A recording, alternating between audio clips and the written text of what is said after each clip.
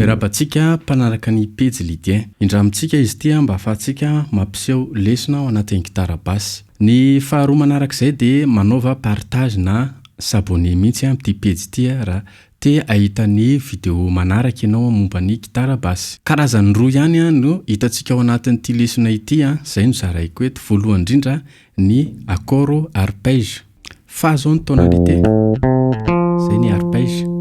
De eo amin'ny 4e note si bémol, de avy eo amin'ny do, 8e case, 4e corde, arpège, de avy eo fa. De iny no lalaovintsika iny.